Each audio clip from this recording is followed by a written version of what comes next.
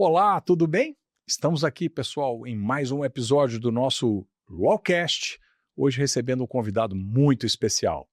Nós estamos recebendo aqui o professor, o grande economista, jornalista, estrela da Rádio Jovem Pan, nosso querido Bruno Musa. Bruno, que alegria, meu caro, que prazer te receber aqui, que honra. Prazer todo meu, obrigado pelo convite, João. Olha, hoje a Brad inaugura um capítulo muito especial, Bruno, porque estamos entrevistando aqui uma pessoa, enfim, que tem uma expertise em diversas áreas, né? O canal é mais voltado para a área jurídica, mas a gente gostaria de abrir esse leque, sabe? Poxa, o direito está intrinsecamente ligado ao mundo dos negócios, do business, não é? Enfim, da cidadania, e esses temas são muito caros e muito importantes para a nossa comunidade acadêmica. Você, que é nosso aluno aqui da pós-graduação da EBRAD, e você do Ecossistema Ânima, com quem a gente conversa sempre aqui no nosso Lawcast. Então, Bruno, nesse sentido, foi a ideia de te convidar, não é? Você que tem essa experiência tão grande nessa área do jornalismo, hoje estrelando lá na Jovem Pan, né, como um dos âncoras, um dos expoentes daquele órgão tão importante de mídia, não é? E queria que o pessoal soubesse um pouquinho quem que é o Bruno Musa, né, pessoal? Como é que você começou, com sua trajetória? Bom, vamos lá, eu não tenho nada de jornalista, tá? Eu sou economista de formação. Eu sei disso, mas hoje você está, olha, engraçado. Isso é jurídico, porque é decisão do Supremo Tribunal Federal, não sei se você sabe disso. O jornalista não é aquele que é formado em jornalismo, não é aquele que exerce a função do jornalismo. Isso é decisão do Pleno do Supremo Tribunal Federal, pessoal, com efeito vinculante lá pelo artigo 102 da Constituição Federal. Desculpa te cortar. Que de fato é na minha opinião, cada vez mais os meios as instituições de educação, elas têm que se adaptar à realidade, né? Eu acho que tem professor, não vou nem falar do direito, porque não é minha área, ou do jornalismo, eu vou falar da minha área econômica. Você pode se tornar um belíssimo economista sem fazer nenhum curso de graduação de economia. Você pode ser um autodidata estudando economia, que é diferente da medicina, é diferente do direito, né? É diferente da engenharia, você não vai construir uma ponte, né? Porque a especialidade do jornalista deve ser aquela matéria, aquele tema que ele vai abordar, né? E vai comentar. Para isso, inclusive, é necessário que conheça a fundo essa questão, né? Eu sou do mercado financeiro, estou há 19 anos no mercado financeiro, estou alguns anos fora do Brasil, 4 anos mais especificamente, em alguns países diferentes, e a minha área é o mercado financeiro, eu sou economista e tal, então eu comecei a me posicionar em redes sociais há um tempo, sob o ponto de vista econômico. Eu amo economia, eu acho que a política, a economia, o direito, o comportamento, que é algo que eu amo muito estudar, está intrinsecamente ligado com todas as tomadas de decisões que a gente coloca na carteira dos nossos clientes, como gestão de portfólio, digamos assim, né? Então, quando eu comecei a me posicionar, muita gente começou a falar, olha, mas você explica de uma maneira didática temas mais complexos de economia e etc., e aí você vai debruçando e aprofundando no temas de estudos, essa minha rodagem por 60 e poucos países do mundo, conhecendo áreas ligadas à economia, vai te dando uma perspectiva maior e tudo mais, e eu fui colocando tudo isso nas minhas análises. Então, quando eu mencionei e falei que eu não sou jornalista, eu jamais imaginei que me colocariam como um comunicador. E hoje, de fato, eu vou participar de bastantes podcasts, eu estou contratado na Jovem Pan como comentarista ali. Então, a minha atividade número 1 é a parte do mercado financeiro, como sócio de uma empresa, de gestão de patrimônios, né, de famílias, etc., um multifamily office. Mas, em paralelo, eu tenho essa atividade de comunicador hoje que realmente tem um ideal por trás de mim, né? Eu tenho uma pequena participação numa universidade aqui em São Paulo, dei aula há 5 anos lá de macro e microeconomia. Então, esse é um pouquinho do Bruno, digamos assim, para resumir. Espetacular, pessoal. E só pela largada aqui que foi dada, né, vocês podem notar as grandes conexões que há entre o mundo do direito e o mundo da economia e da cidadania, não é? Olha, Family Office, ele está falando de direito de família, tá, pessoal? Ele está falando também de direito societário, não é? Ele vai estar intimamente ligado aí a uma série de questões também vinculadas ao direito tributário, não é? Porque toda essa reorganização, essa engenharia, aliás, vamos falar disso daqui a pouquinho, não é?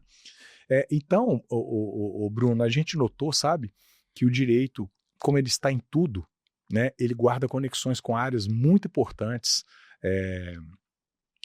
da sociedade em geral, não é? Especialmente a área da cidadania e da economia, da gestão dos negócios, não é? Vamos dar um spoiler para vocês aqui, pessoal. Em breve vamos ter uma novidade muito grande, pois eu fiz uma conversa muito importante, eu, Mila, que é a nossa diretora aqui, com o meu querido amigo Mauro Lichner, né? Que é o head de M&A do Machado Meyer, né? Então, em breve nós vamos ter novidades para vocês aí, além do Marcos Elídios, né? E do Dr. Thales Catapreta Leal, que estão aí na área de direito societário e empresarial, que está extremamente vinculada ao mundo dos negócios e o mundo da economia. Por exemplo, as operações de M&A, que a gente aqui na Anima faz intensamente, não é? Por conta das questões das aquisições, não é? Vocês também atuam, Bruno, nessa área de M&A? Sim, a gente atua ali, é uma casinha completa, digamos assim, né? Hoje a gente tem 17 bilhões e meio sobre consultoria nossa, então já é um patrimônio bem relevante. Nós somos a principal consultoria do Brasil hoje em tamanho, e é a Portfel Consultoria, né? E a gente atua de todos os lados, desde estruturação de empresa offshore, estruturação de holding patrimonial para eficiência tributária, sucessão patrimonial dos próprios clientes e das famílias. A gente atua na parte de M&A, buscando investidores para aquelas operações de repente de clientes nossos que querem vender uma participação na empresa, etc. Então, sim, a parte de câmbio, a gente atua lá fora também, ou seja, fazendo a gestão do patrimônio do cliente lá fora também, Estados Unidos e Europa. Então, é algo que hoje, basicamente, essas boutiques, elas tendem a ser cada vez mais completas para atender de forma geral a demanda ali do próprio cliente. Então, vocês vejam bem, já falou de direito internacional, né? Já falou de uma outra série de temas conexos que estão aqui permeando essa nossa conversa. Bruno, e nessa questão que você está também muito intimamente ligado, que é a questão da cidadania hoje, não é? Como é que você tem visto essa... Agora eu já estou falando do Bruno aí, comentarista, né, da Jovem Pan e de outras, do próprio canal que você tem, que eu sei que é muito, muito forte, não é? Muito presente nas mídias, né? Como é que você está? Eu sei que a cada momento estão te arrastando, né, para essa temática, né? Você me confidenciou aqui, eu não posso dar spoiler, viu, pessoal? Mas o Bruno está com grandes convites, grandes projetos. Dada essa natureza, essa familiaridade que você tem com a comunicação, né? A tua pergunta vai diretamente do seu ponto de vista ligada à questão da cidadania, das liberdades, sabe? Ou seja, vamos ser verdadeiros, pessoal. Nosso mundo comunitário no Brasil, ele está, de certa forma, aí, tensionado, não é? E essas tensões vêm muito, inclusive, de repercussões jurídicas e decisões que os tribunais vão proferindo, vão tomando. Em razão disso, existem questionamentos, por exemplo, liberdade de expressão, devido processo legal, direito amplo à defesa. São questões extremamente jurídicas, mas que hoje ganharam o jantar em família, o almoço de domingo, a conversa, não é isso, pessoal? Não é assim que está acontecendo na casa de vocês? A conversa com os amigos no barzinho, não é? E deságua lá nos debates que são travados diariamente dos programas que são dos mais assistidos, inclusive nos que você participa na Jovem Pan. E deságua também na parte de investimentos, porque tudo isso traz ambiente de negócio, qual caminho eu vou tomar com isso, né? Traz muito, por exemplo, do que eu estou vivendo. Nunca nesses 19 anos eu vi um tamanho fuga de capital do Brasil, saída de capital do Brasil e saída, inclusive, de residência fiscal. É a questão da segurança jurídica, pessoal, que muitas vezes, vamos dizer assim, as pessoas acham que aquele assunto está envolvendo apenas e tão somente as partes que estão ali envolvidas num determinado processo, né? O processo do 8 de janeiro, Não, a questão da segurança jurídica, ela acaba contaminando todo o ambiente de negócio, não é isso? Tudo, assim, eu por exemplo, minha mãe é espanhola, né? Inclusive estou morando lá agora, meus pais venderam a empresa aqui e tal. A gente eu tenho uma vida, eu participo de um certo debate na Espanha também, é a mesma coisa, mas lá também é outra complexidade de impostos. Então eu tenho uma série de clientes que estão indo embora para países aqui do lado. E eu, por exemplo, estou em parte de tirar a cidadania daqui do lado e estudando realmente com a minha mulher. Faz sentido? Então o primeiro ponto da tua pergunta que eu queria trazer é o seguinte, para quem nos está assistindo, se permita abrir um pouco a cabeça e antes de refutar uma ideia ouvida, analise. se aprofunde. Porque às vezes as pessoas estão muito agindo com passionalidade, não é isso? Se permita ouvir, porque assim, eu acho que a polarização ela faz parte de um amadurecimento. Né? No momento está todo mundo, grande parte da população, digamos, ignorante do seu ponto de vista econômico. Ignorante no bom sentido, tá? De falta de conhecimento, de estudo no dia a dia. Aprofundamento. Quando você, sem estar aprofundado num tema, você ouve uma ideia que te parece ruim ou contrária ao que você pensa, a polarização faz com que você já saia xingando a pessoa, batendo na pessoa, batendo não fisicamente, obviamente, em rede social e tal. Se permita ouvir. Se permita ouvir antes de refutar alguma coisa, mas se permita ouvir com dados, fatos e números. E aí tomar uma decisão. Em tempos de pandemia, tentaram nos ensinar que 2 mais 2 pode ser 5. Só que a realidade está batendo na porta e 2 mais 2 é 4. Isso significa que durante a pandemia gastaram no mundo todo o dinheiro que não tinham e as consequências estão chegando. É no Japão, é na Alemanha, é no Reino Unido, é nos Estados Unidos, é no Brasil, em uma série de lugares. Achavam que ali o mundo era cor-de-rosa, que 2 mais 2 seria 5 e que você pode ser tudo o que você quiser. A realidade não é assim. Infelizmente, você não pode ser tudo o que você quiser e ter os resultados que você quer. Você tem que arcar com as consequêncies das suas tomadas de decisões, e nós estamos agora arcando com isso. Veio inflação, não é isso? Veio inflação, juro dívida, alto, vem inadimplência agora das empresas, das famílias, tudo isso traz consequências brutais. Só que o discurso mais fácil sempre é: gaste mais, se endivide. Eu estou aqui para te dar um dinheirinho a mais. Só que esse dinheiro a mais pressupõe um endividamento do Estado que pressupõe mais inflação. Então, eles te dão 5, mas já tomaram 10 de você através dos impostos e da inflação. Então, cuidado com a mensagem que te atinge de primeiro. O nosso cérebro ele é feito para poupar energia, para buscar prazeres de curto prazo, e não resposta as dores. Rápida, né? Resposta rápida. Para você poupar energia realmente. Pensa no nosso mais instinto primitivo. Preciso poupar energia porque eu preciso sair para comer amanhã. Preciso armazenar ali, esse é o ser humano. Estocar o máximo Exato. que eu posso. Então o cara quer emagrecer de um dia para o outro, sem fazer exercício físico, sem mudar a alimentação. O mecanismo do cérebro funciona assim. Mas como é que a gente consegue pensar no longo prazo? O longo prazo pressupõe dores de curto prazo, várias dores de curto prazo, várias mudanças de hábito. E é mais fácil, então, o ser humano acreditar que alguém vai estar distribuindo dinheiro que não é seu, do esforço do outro, mas que vai salvar a tua vida, do que você ter que buscar aquele esforço individual ao longo do tempo. Só que esse dinheiro que estão te dando, ele é finito. Né? Porque quanto mais pessoas passam a viver desse dinheiro, menos pessoas produzem e, portanto, esse dinheiro começa a minguar. E ele acaba. Como está acabando, e os primeiros ministros dos principais países do mundo estão dizendo isso. Né? Então, o que eu estou querendo dizer com isso? O que isso tem a ver com a cidadania que você falou? Tem a ver que a cidadania exige assumir responsabilidades enquanto seres humanos, enquanto adultos. O Brasil se tornou o primeiro país do mundo na semana passada a ter mais de 50% da população vivendo de alguma forma do Estado. É matematicamente impossível, porque você tem ainda 50% da população de alguma forma sendo ou criança ou aposentado, todas essas pessoas produzem menos. Então, ela é matematicamente insustentável ao longo do tempo, com uma demografia caindo. A gente precisa assumir responsabilidades para ter uma cidadania melhor e um país melhor no longo prazo. É matemática. Segundo os dados do governo, a partir de 2070, mais pessoas viverão do sistema previdenciário do que aportarão para ele. É matemática.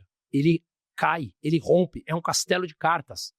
Por isso que ele precisa de reformas e cada vez as pessoas reformam mais, se aposentam mais tarde, pagam menos e vão te dando calotes inflacionários ao longo do tempo.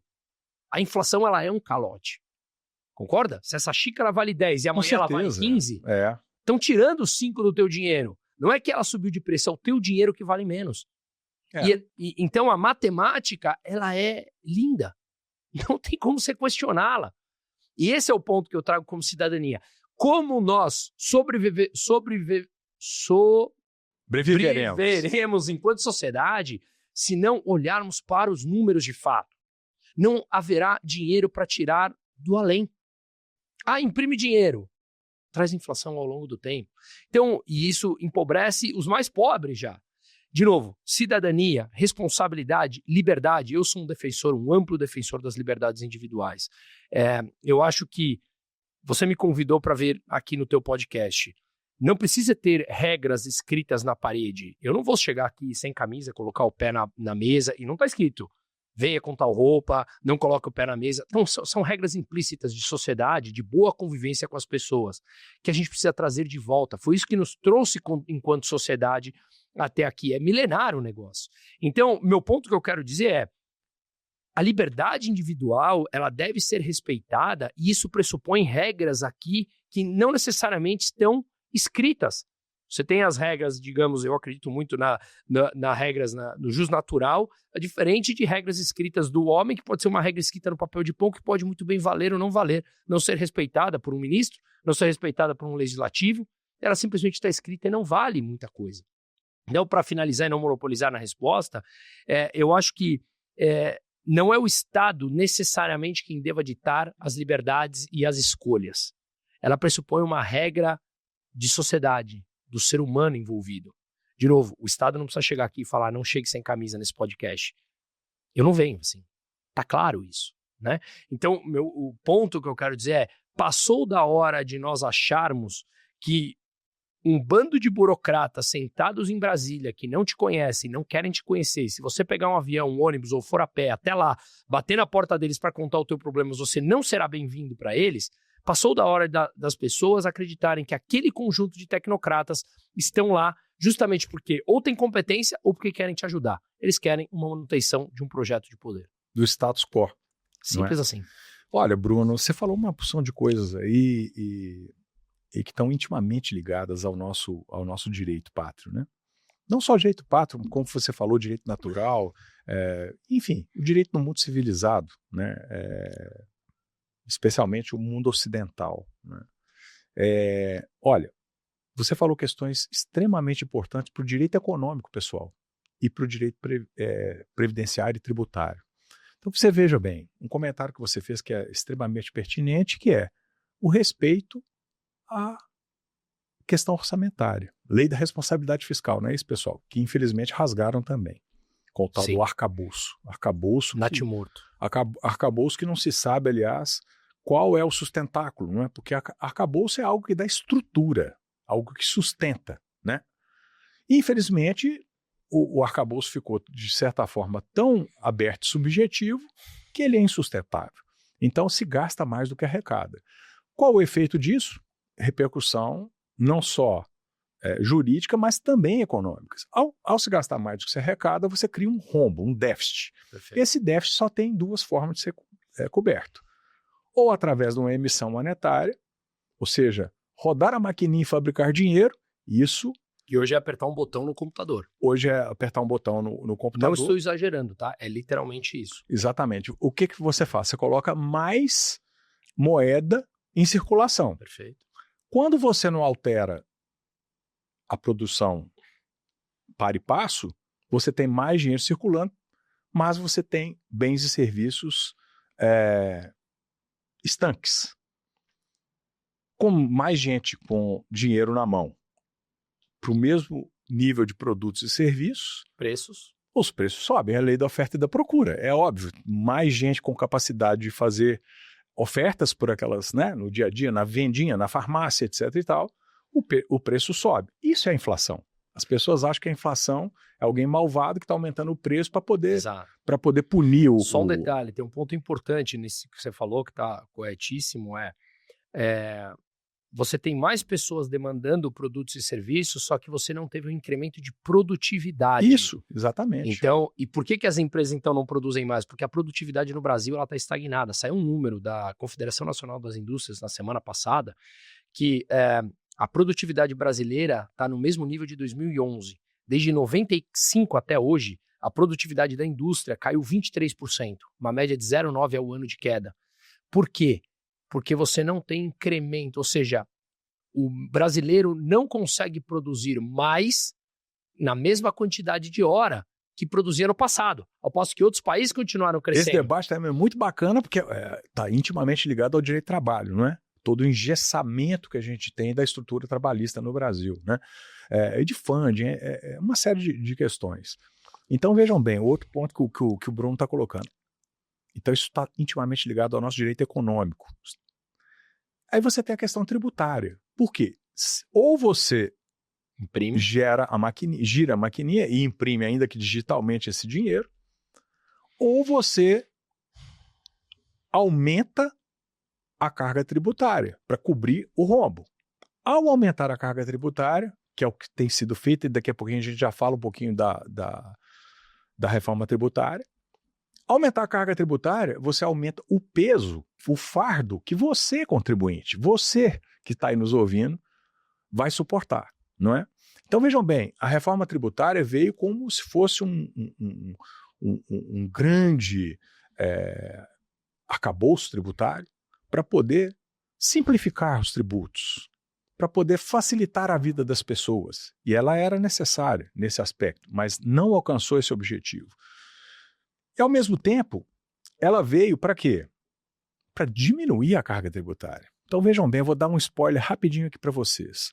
Aliás, fui outro dia convidado, eu agradeço aqui o convite no WTC para falar sobre esse tema, não só aqui em São Paulo, para todo o Brasil, como também WTC Minas, não é?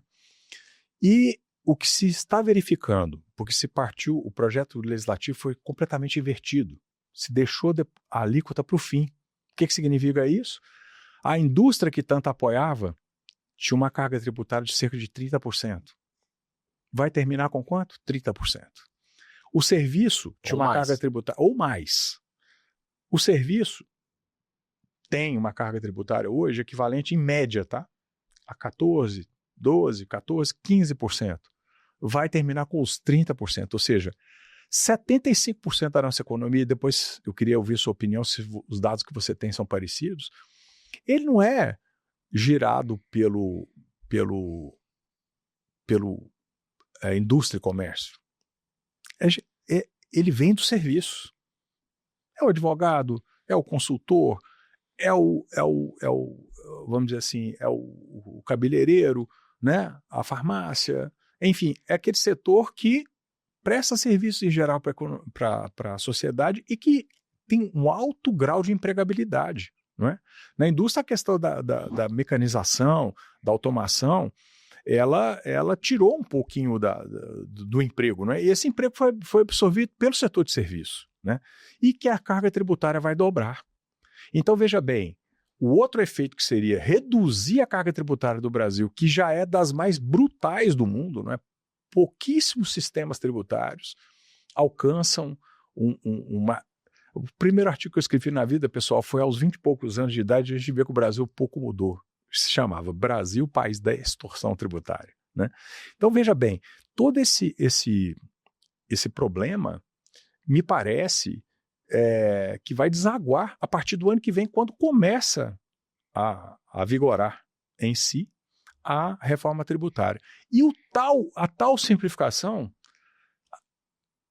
a reforma, pessoal, para estar implementada completamente, vai demorar 7 anos. Durante esses 7 anos, o empresário, as empresas em geral, não é? E os contribuintes, porque ela alcança também as pessoas físicas, ele vai ter que trabalhar com o sistema tributário antigo e com o novo. Então, de simplificação, não tem nada. E aí, como é que o setor de negócio está vendo isso, o Bruno? As pessoas já acordaram? Porque ao ir ao WTC e falar com os principais empresários do Brasil, eu tive a sensação de que as pessoas estavam um pouco inertes, que elas não estavam muito cientes desse aspecto. Eu acho que a preocupação começou a realmente a se tornar latente. Primeiro porque, como você muito bem falou, o Brasil é um manicômio tributário e ele precisa urgentemente de uma reforma. Só que a reforma nasceu com uma ideia, razoável, é preciso mudar, ótimo, todos concordamos com isso. O diagnóstico todo mundo concorda, né? O problema é que começaram as castas e os privilégios serem dados aos amigos próximos ao rei. E os lobbies funcionam muito forte no Brasil, né? O lobby nos Estados Unidos é legalizado, aqui no Brasil não, né? Voltando um pouco na lei também. Então, mais uma vez, esse lobby é feito, mas ele é dado aos privilégios. Ou seja, significa aqui que se você é próximo a algum tipo de lobby, a tua indústria, teu serviço, teu comércio, que está correto, o PIB hoje do Brasil são 68% representado por serviços, significa que a tua atividade, seja ela qual for, terá uma carga de impostos menor do que a minha, simplesmente por você ser amigo de alguém que tem essa capacidade de derrubar os impostos dentro do legislativo E aí como é que você passa a ser competitivo? Eu passo a ser competitivo se a minha indústria é concorrente da tua e eu não tenho um imposto igual ao teu, única e exclusivamente porque eu não tenho o mesmo amigo que você tem. Não tem como funcionar uma sociedade desse jeito. Mas você sabe o lobby pior que eu acho? Esse ainda é legítimo, porque cada um, não digo que seja justo, né?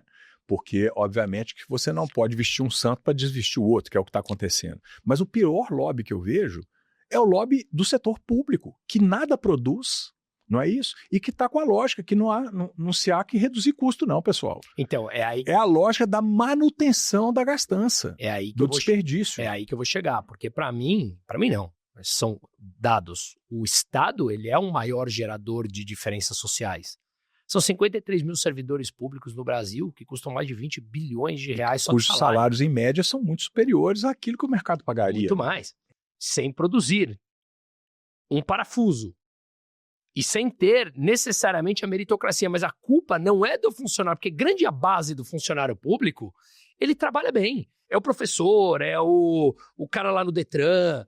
Não, é aquela casta parasitária lá de cima que são os cargos que de suga confiança, bilhões que são de os reais. cargos elevados. E mais, são eles que fazem os lobbies para os impostos subirem, só que eles ganham fora do teto constitucional bilhões e bilhões, e o que vai por fora do teto constitucional, chamados penduricalhos, não são tributadas. Olha que bonito.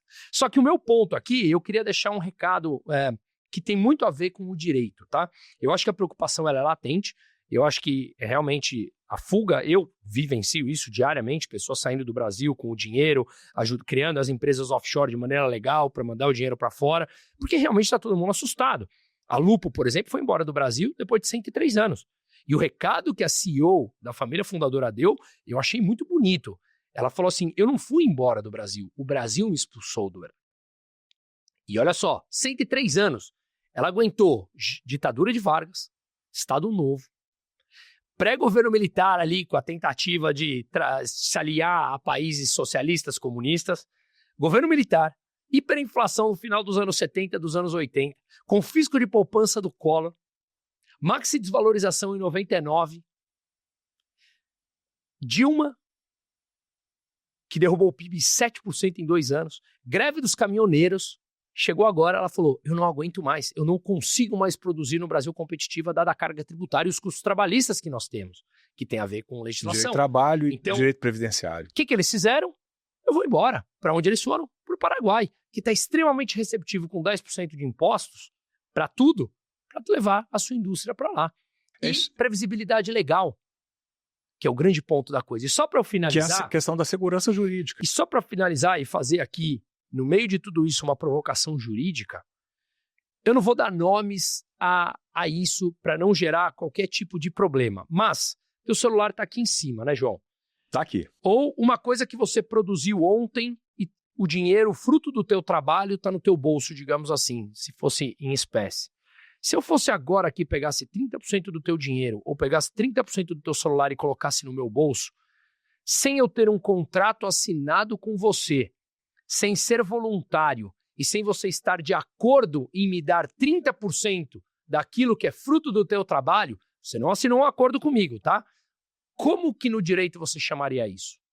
Apropriação indébita, né? Apropriação indébita porque isso está sob custódia desse terceiro, né? Perfeito. Porque se estiver sob a sua custódia seria furto, né? Furto ou roubo, se aquela ação ensejasse, vamos dizer assim, violência, né? Ou grave ameaça, né? Integridade física da pessoa, né? Agora, se eu detenho o monopólio da violência, você não pode fazer nada contra eu pegar do teu bolso 30%, eu te pergunto, sua mãe já te mostrou o contrato que você assinou com o Estado quando você nasceu? Ô Bruno, se fosse 30%, estava ótimo. Exato, não é? Mas só quero chegar no ponto. Convenhamos, é roubo, furto, como vocês chamam no direito, não é? Apropriação indébita. Quem te deu a legitimidade para um grupo de burocratas mudar a lei e fazer e tomar 30% sem você ter voluntariedade e sem você sequer poder saber para onde está indo o teu dinheiro? Eu acho que essa questão sua é muito importante, não é? E ela foi formulada de uma forma tão inteligente que nos permite dar uma pequena liçãozinha de direito, não é? Como você disse, né, o direito nada mais é do que um conjunto de regras que a sociedade tolera e resolve editar para que seja possível a vida em comum. A sociedade, entre aspas, né? Entre aspas. Mas não é a sociedade, eu aquele vou, pequeno grupo de tecnocratas. Eu vou, hipoteticamente, a sociedade, ao eleger seus representantes, e esses representantes, ao editarem a lei, e essa lei, portanto, ela visa o quê? A vida em comum. Porque senão as pessoas não permitiriam um nível de legislação contrário ao interesse delas. Mas posso fazer um parênteses só? Pode. Nas eleições legislativas de 2022, foram eleitos 513 deputados. Concorda? Aí o Bruno vai entrar agora num outro tema que tem tudo a ver com o direito, tá, pessoal? Que é o direito eleitoral. Eu só quero fazer um ponto aqui do que você está falando. Você falou que nós elegemos pessoas que alteram a lei, ou seja, eles teriam legitimidade para alterar aquilo porque foram eleitos pelo povo, tá? Graças ao direito, à lei eleitoral brasileira, dos 513 deputados eleitos em 2022, 4,9% deles foram eleitos pelo voto direto. Sim, 95% foram eleitos pelo coeficiente eleitoral, pela proporcionalidade. Ou seja, você não votou, nem eu votei naquelas pessoas que vão lá e mudam as regras e passam a ter legitimidade para alterar a tua regra. Então, e, portanto, eles não têm a chancela da base da sociedade para isso. Olha o que o Bruno está falando, né? Ele está falando em mudanças no sistema eleitoral, que passa por uma alteração legislativa e que ela é bem-vinda e almejada. Por exemplo, você está dizendo aí que deveríamos, por exemplo, nos inspirar no sistema inglês, por exemplo, do voto distrital. Poderia ser, ou a gente... Por quê? Porque aí sim são eleitos aqueles que são diretamente escolhidos pela população, sim. Não é? A tal da proporcionalidade coitado do Tiririca, eu não tenho nada contra ele, né? Fica exato, aqui, inclusive um abraço. Nada contra a pessoa dele. Ele jogou dentro da regra, né? Perfeito. Dentro da regra vigente. Mas, junto do Tiririca, vieram, acho que, salvo engano, mais 10 deputados, nos quais a pessoa não votou, né? Ou não votou em número suficiente para que eles viessem. Que é justamente o sistema que foi bolado, que foi armado, né, Bruno, para poder justamente trazer, né, aqueles grandes caciques que não têm muito voto. Eles vêm na esteira, perfeito, na carroceria dos puxadores de voto. E que depois, vejam bem, curiosamente ou não, através, né, de processos judiciais, perseguições, seja lá o que seja, né, são depois derrubados, né? Então, por exemplo, a Carla Zambelli foi a deputada mais votada do Brasil. Dallagnol. Né?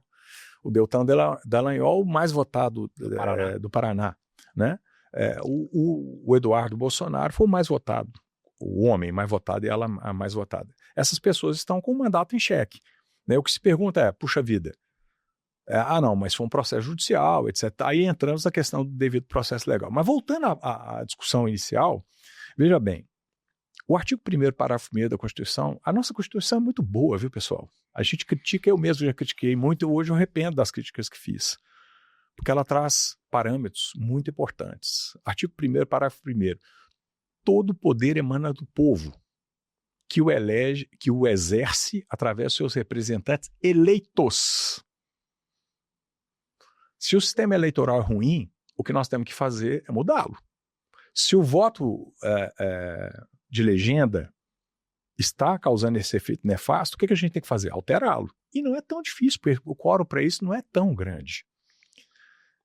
A gente teria, por quê? Porque o artigo 5º, inciso 2º, diz o seguinte, ninguém está obrigado a fazer ou deixar de fazer alguma coisa, senão em virtude da lei. Então, se a gente tiver como cobrar o nosso representante no Congresso Nacional e nos congressos estaduais e municipais, nas casas legislativas. Se a gente tiver como cobrar, exercer o voto, a fiscalização desse voto e depois a depuração disso através, né, seja dos processos judiciais ou da reeleição, você conseguiu o controle popular sobre seus representantes. O importante é que o representado cumpra o mandato na esteira daquele que ele fez de propostas, inclusive porque coíbe aquelas propostas mirabolantes, demagógicas, gastanças que são insustentáveis, etc. Por que o cara faz? Ele faz porque o dinheiro é dele. E que depois ele escapa, porque a população não consegue entender esse emaranhado. Então o voto distrital puro, ele tem essa vantagem. Inclusive porque, pessoal, no voto distrital puro, veja bem, só ganha aquele partido que obteve a maioria. Não há representantes do partido vencido, entende? Então, como é um pouquinho também nos Estados Unidos, né? A gente vê direitinho. Aqui ganhou o Partido Republicano na eleição presidencial, você viu isso. Então, todos os votos, a maioria dos delegados vão ali para o... Perdão, acabei de... Não, eu que pisei no teu pé. Mas, então, você veja bem.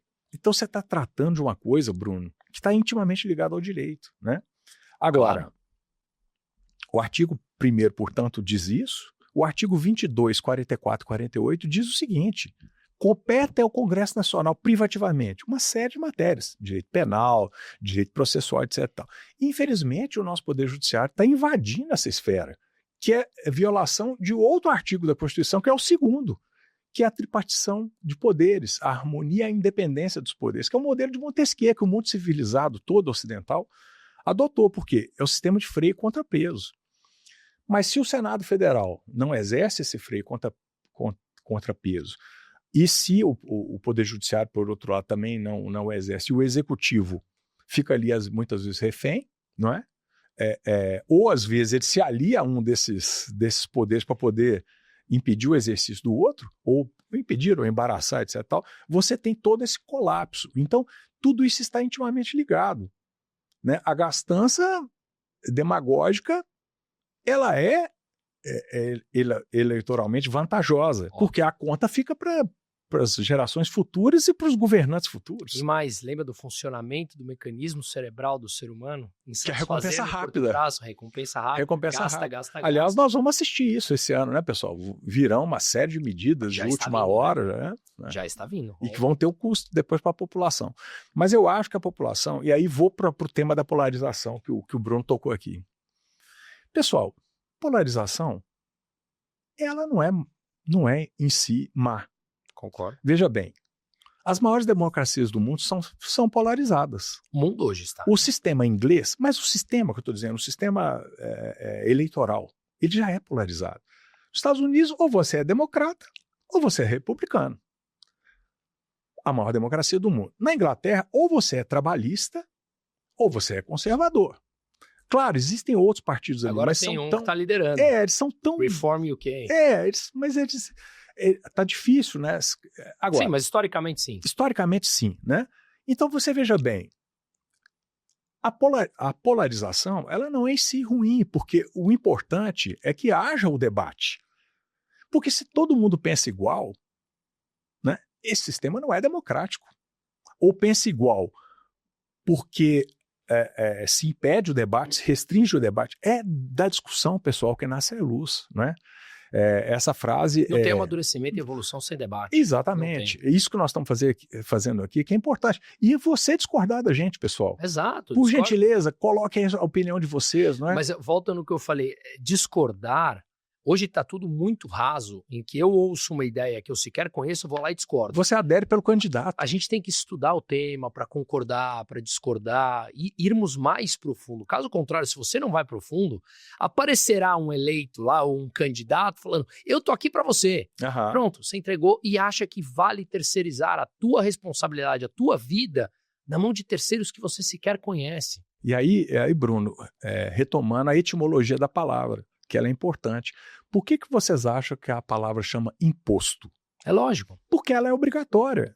Se fosse voluntária... Lógico. Agora, então, ela é obrigatória, mas ela é prevista em lei, fabricada por nós, em tese, através dos nossos representantes. Então, só não é furto, não é roubo e não é apropriação indébita. Por quê? Porque está legitimado pela lei. Nós, hipoteticamente, aceitamos pagar um valor para o Estado. Para quê? Para que possa o Estado nos retribuir, em tese, através de segurança pública, saúde, né, para aqueles que não podem pagar, educação para aqueles que não podem pagar, não é? E seguridade social. voltamos ao tema do sistema previdenciário.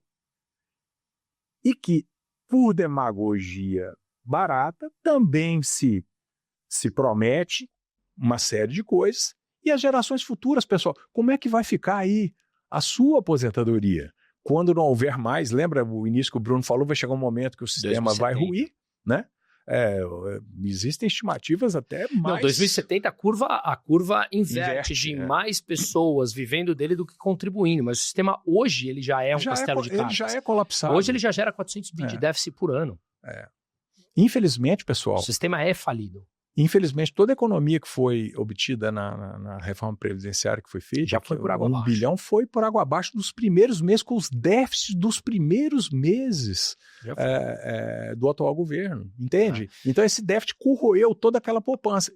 Resultado, vai faltar dinheiro de novo. Mas veja, é um debate que eu acho que a gente precisa ter. Nós vivemos, as palestras que eu dou, tem uma delas, a depender do que, quando me chamam do assunto, tem uma delas que eu mostro que, a partir da Revolução Industrial até a Primeira Guerra Mundial, as principais economias do mundo tinham um tamanho do PIB que era entre 5% e 10% do PIB. Tá? Muitas das coisas que hoje nós nascemos acreditando que o único capaz de prover é o Estado, as associações de base faziam, associações de mutuários, sindicatos privados que não eram politizados como é hoje, faziam de forma muito mais eficiente. Hoje, a França, que é o maior estado do mundo, representa 60% do PIB. O Brasil é 47%. Né? Então, o que significa que de tudo que você produz, quase metade vai para o Estado. E o Estado não é um ente abstrato. São pessoas com nome e CPF que expropriam da população grande parte do que produz e você não sabe para onde vai. Então, um debate que as pessoas podem discordar, mas vamos debater. Que é a questão do accountability, para onde vai esse dinheiro? Para onde vai? Né? E colocam tudo em segredo de justiça, e você não pode saber para onde vai o teu dinheiro. Veja, eu sou sócio de um clube aqui em São Paulo. Ou a minha empresa, a sua empresa, não importa. Quem sustenta a empresa aqui? Os associados, os clientes. Quem sustenta o clube que eu frequento? Os associados. Imagina você que mora em BH e eu falo para você assim, João, você precisa contribuir lá com R$ 1.500 para a mensalidade do meu clube, porque está precisando reformar as quadras. Bom, os usuários do clube que se juntem ali e paguem.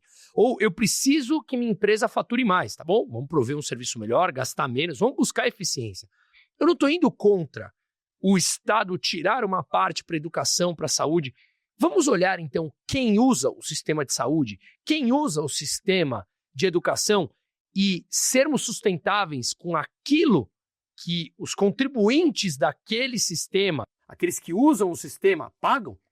Se tudo funciona, um clube, uma empresa, o que quer que seja, com os usuários, com os clientes, por que no meio público não vai funcionar assim?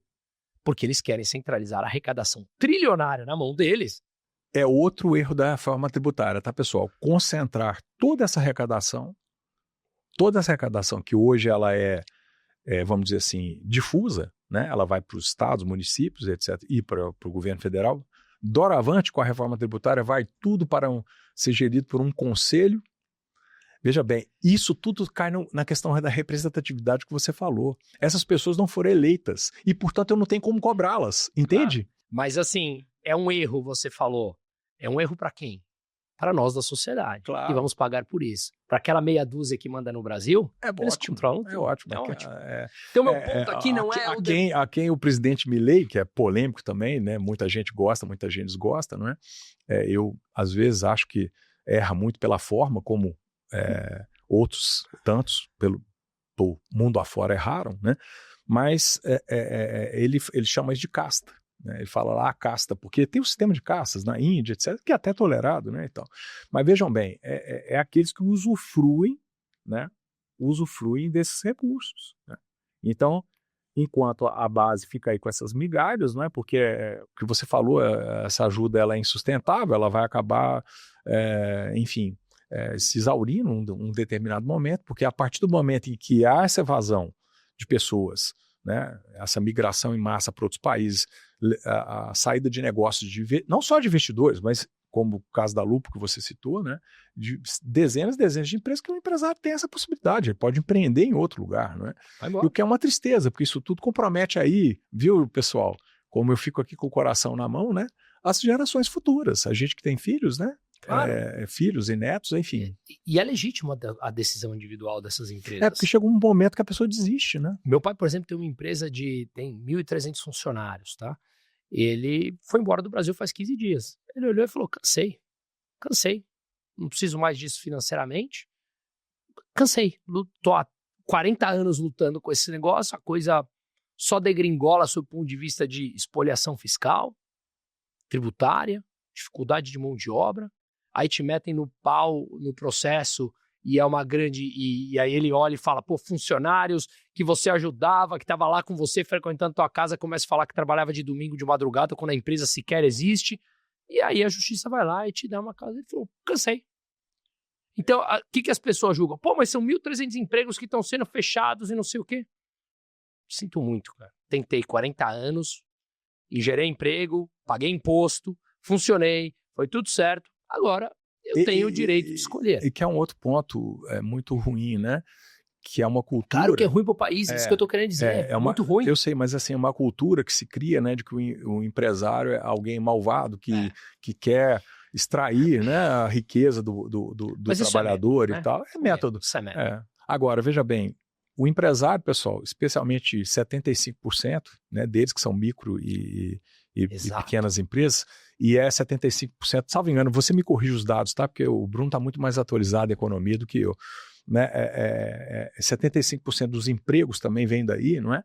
Então, veja bem, e também, vamos dizer assim, impedir a veia empreendedora, né, das pessoas mais humildes, né? Que é outro pecado que se faz, não é? Que se achar que o único formato de trabalho possível e aceitável é o sistema seletista. Porque nele, pessoal, a cada real que o patrão paga ao funcionário, o Estado cobra outro real e pouquinho, 1,2 mais ou menos aí. Esses dias eu parei para abastecer e o frentista começou a meter o pau no dono do posto para mim, né? Do nada. Ele tava ali cansado, ninguém me valoriza, e não sei o que. Eu falei, discurso jamais vitimista, mas antes de eu julgar, deixa eu entender, né? Porque às vezes tem casos mesmo, né? Lógico que tem. Infelizmente tem patrão gente ruim boa, mesmo, gente né? ruim em todos os lados. Todos os lados, como funcionário. Isso é igual futebol, né, pessoal? Aquela torcida é assim, essa não. Aquilo é uma massa de pessoas. Exato. Eu falei assim, pô, o que aconteceu? Mas por quê? Não me valoriza, eu chego aqui no horário. Eu olhei e falei, mas chegar no horário é a tua obrigação, né? Eu também vou pro meu trabalho e tal. Não, mas eu trabalho aqui todas as horas e eu... Enfim, começou a dar o discurso dele, aí eu peguei e falei assim, posso te dar um ponto?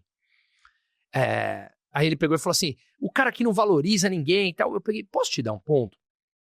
Fizeram você acreditar que o cara não gosta de você? Pode ser esse fulano, o João, o Beltrano, mas a massa de empreendedores, a massa de funcionários, nós nos precisamos uns aos outros. O empreendedor precisa do empregado, porque nós, enquanto empreendedores, colocamos um capital de risco na frente, sem saber se teremos retorno, contratamos pessoas para achar que com a contratação e com esse serviço prestado, ou bem produzido, você vai ter um retorno em cima desse capital, mas você assumiu um risco inicialmente. E ele precisa do funcionário, porque você não consegue produzir nada sem o funcionário. Então, nós estamos todos intimamente ligados e precisamos de todo mundo. É uma relação, né, Bruno, de interdependência, de fraternidade até. Não existe empresa sem empregados e não existe empregado sem empresa. Exato. Né? Isso que então, eu fiz muita negociação coletiva durante muito tempo, sabe? Para uma série de empresas, né? Não é minha área do direito, né? Eu sou professor de direito civil, mais ligado à área de direitos reais e do direito tributário, mas você veja bem, por uma série de circunstâncias, as empresas acabavam gostando do meu trabalho nessa área e foram me convidando a cada dia a seguir. E eu cheguei a fazer grandes negociações coletivas, né? E eu falava com os meus ex-adversos, né? Os meus amigos, colegas que estavam lá advogando para outra área, porque eu advogava em geral para as empresas e sindicatos patronais, e tinha e tem grandes amigos, grandes colegas lá na área do direito sindical laboral, que a gente chama. E eu falava o seguinte, e é todo um jogo de cena, você faz a proposta, bate, briga e tal, né? Aquela dramatização em torno de uma questão, né? Porque é muito mais política, muitas vezes, do que jurídica ou econômica, né? Infelizmente, a questão política permeia todas essas relações. Né? E eu dizia para eles o seguinte, olha, eu ainda sonho um dia, não é? Em que a gente sente de uma forma madura, abra as contas, não é? Vê o que é possível, o que não é possível, e que saiamos todos aqui abraçados de mãos dadas, né? E sejamos felizes, né? Porque a escolha de cada um, né? Quer empreender, vai por um caminho. Quer uma segurança, né? Um salário fixo, aquela coisa toda que não nego, né? Há benefícios, né? No sistema seletista. Perfeitamente. O que você abre mão em troco disso? Né? De receber uma ordem de alguém, você está hierarquicamente subordinado, e de cumprir as regras, né? Mas se me permite só terminar Fica o tema lá, e aí eu falei, fiz esse discurso para ele, falando, pô, estamos todos intimamente ligados, precisamos um do outro, não sei o quê. Aí ele olhou para mim e falou assim, sabia que nunca ninguém tinha me explicado isso? Gente, eu não estava explicando uma fórmula de física quântica para ele. Eu estava falando algo bastante óbvio. Só que o que eu falei para ele? Eu falei assim, o que eu estou te falando, ele é relativamente simples para você pensar. Só que durante 20 anos, 25 anos, estão colocando na tua cabeça essa ideia. Então você nasceu acreditando nisso. Eu te entendo que você acredite nisso, mas com 30 segundos eu pude te explicar e você refletiu. Eu só quero que você faça o seguinte, vá para sua casa refletindo o que eu estou te falando. E ele falou de novo, nunca ninguém tinha me explicado isso. Isso tudo, então, Bruno, reflete naquela questão, perdão te cortar, né? Reflete na questão da produtividade que você falou. Totalmente. Porque a pessoa que está contaminada com esse espírito, não é? Ela trabalha insatisfeita, não produz bem, não é? E aí, exato. Aí ele falou para mim, ele falou assim, se ele não continuar não me dando valor, eu saio daqui amanhã e amanhã eu tô empregado. Falei, olha a insegurança. Você percebe? Aí eu falei para ele, você percebe que é por isso que os altos custos trabalhistas não permitem a contratação? Porque você está dando de ombro e amanhã você simplesmente deixa o cara no relento aqui.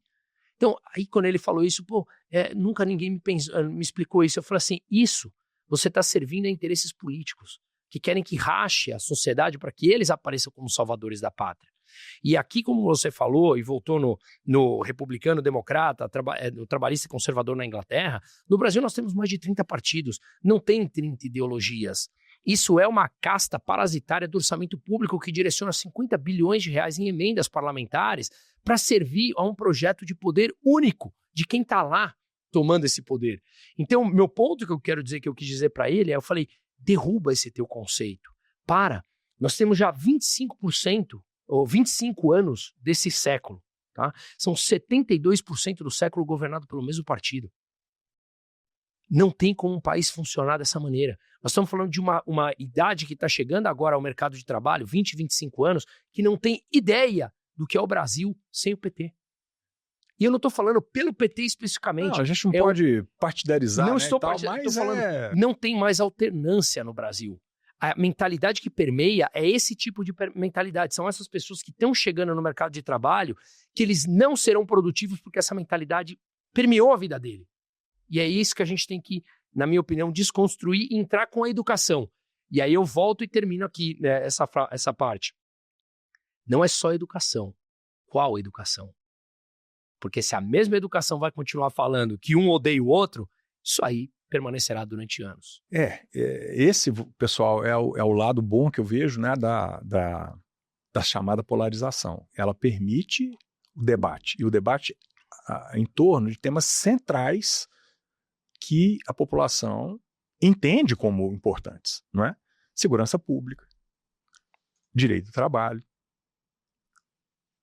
direito tributário, liberdades individuais, propriedade privada, não é? A questão da pauta de costume, se é a favor ou contra o aborto, cada um pode ter sua opinião, claro, né? Agora, que haja um debate franco e honesto. Agora, ele não precisa, pessoal, e esse é o ponto que eu defendo, ele não precisa, você para ser firme não precisa ser desrespeitoso. Claro. Você para divergir da pessoa, você não precisa odiar aquela pessoa, né? Você tem que argumentar, porque toda vez que a gente leva o debate para o lado pessoal, para o grito, não há discussão que se ganha no grito. Normalmente quem vai para o grito é porque não tem perdeu a razão, não tem argumento técnico, não é? Sim. E então, esse que é o ponto, por isso que eu defendo muito aí um pouquinho a forma, né? Porque às vezes as pessoas tomam birra de um determinado segmento, não pelo que ela está dizendo, ela nem escuta mais o que está sendo dito. Ela se ressente da forma pela qual o debate é travado. Infelizmente, aí aquela pessoa que se faz de vítima acaba ganhando a discussão, Sim. mesmo sem ter razão, não é? Então, meus amigos, olha, o Bruno, já estamos aqui caminhando para o fim. Puxa vida, isso aqui mereceria um dia inteiro, né? Já fica aqui o convite para a gente fazer mais, né? E aguarde que em breve teremos novidades aí, viu, pessoal? Bruno, foi uma alegria, uma honra, um prazer imenso te receber aqui, não é? No nosso Lawcast.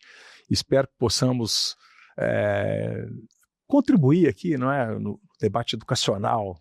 Tratamos aqui de aspectos que estão em todas as nossas pós-graduações, né? Com visões parecidas ou diferentes, não importa. O que importa é que a gente discuta, o faça de uma forma absolutamente harmônica e civilizada, como eu fazia lá na época da minha faculdade, sabe, Bruno? Eu não sei se eu já falei isso aqui antes, porque falamos tantas coisas, né? Mas era uma época, inclusive, que era um pouco uma ressaca ali de um período mais, vamos dizer assim, arbitrário, né? O período do governo militar, etc. Então, ainda eu sou bem mais jovem do que isso, mas a gente herdou aquele ambiente, né? Mas a gente divergia e saía juntos para poder tomar um chopp, conversar, né? Éramos amigos. Então, as pessoas não precisam de perder a amizade, não precisam de perder, vamos dizer assim, o convívio com familiares, etc., apenas por pensar diferente, né? Então, eu acho que o que a gente tem que fazer aqui é resgatar esse ambiente, por isso que eu acho virtudes na chamada polarização, porque ela permite o ponto e o contraponto, né? E ainda pontos ainda de intermediários, não é? Que as pessoas que são ali de centro também têm direito de opinar, não é? Aliás, os romanos já diziam, em médio virtus, né? Mas eu queria te dar a palavra para você poder, Bruno, fazer suas considerações finais, não é? E já deixar o convite para a gente continuar esse papo tão gostoso, né, que foi travado aqui hoje no nosso Lawcast. Eu que agradeço o convite. Eu tenho um pensador que fala justamente isso, que eu vou defender até a morte o teu direito de defender as tuas ideias, mesmo que sejam, ou principalmente sendo contrárias às minhas, mas o direito de dizer. Eu acho que a sociedade ela avança com relação a isso, mas eu concordo 100% com o que você falou, João, mas eu acho que você falou no campo filosófico. O que a gente precisa tomar cuidado é que hoje há tecnocratas que impõem a censura pelo medo. Interdita o debate. Interdita o debate porque querem que apenas o debate de um lado corra solto. Pessoal, se criaram rótulos como fake news, discurso de ódio e polarização, isso é apenas para preservar um poder que outrora existia, poder que outrora existia que não existe mais. Você veja bem que coisa interessante. Antes, para você poder saber de uma determinada notícia, você dependia dos órgãos de imprensa, né? De jornalismo constituídos. E isso, parte deles, através de concessões estatais. Para você manifestar o que você pensava a respeito de alguma coisa, especialmente de lei, como deveria ser, ou como deveria não ser, você dependia de alguém chamado deputado e senador. Você não tinha condição de manifestar diretamente. E quando surgiu a chamada rede social, que para mim é a nova ágora grega, hoje em dia é lugar comum, todo mundo fala isso, né? Você perdeu essa dependência. E o Constituinte foi sábio lá no 220, sabe, Bruno? O artigo 220 proibia não só a censura prévia, não só a liberdade de jornalismo, de imprensa, mas a liberdade de comunicação e informação. Como que a antever em 1988 esse fenômeno da rede social, porque ele fala em órgãos de comunicação, não órgão de jornalismo. Então a rede social hoje é isso, ela permite a cada um de nós manifestar a nossa opinião, o que queremos, o que não queremos, não é? E isso afetou de sobremaneira os detentores do poder. Então, quem é contra isso? Os nossos representantes, porque antigamente ninguém tinha como cobrar o mandato, né? E hoje, se muita gente vai lá na rede social do camarada e mete o pau nele, né? Ele fica com a situação dele eleitoral complicada. Isso abalou os órgãos de imprensa tradicionais, por quê? Porque hoje qualquer um é capaz de fazer como nós, abrir o nosso canal e dar a nossa opinião, não é? E isso acabou, portanto, com a mediação, ou seja, todo esse fluxo decisório passava por essas instâncias, né? E é justamente elas que você vai ver direitinho que comandam toda essa insurgência contra as liberdades, né? Porque isso retirou deles esse poder que eles Porque a comunicação descentralizada, ela é altamente concorrente aos órgãos que supostamente eram os únicos detentores do monopólio da comunicação. E quando você fala de concessões estatais, que eu acho que você muito bem colocou, vale lembrar que essas concessões estatais estão debaixo de uma agência reguladora.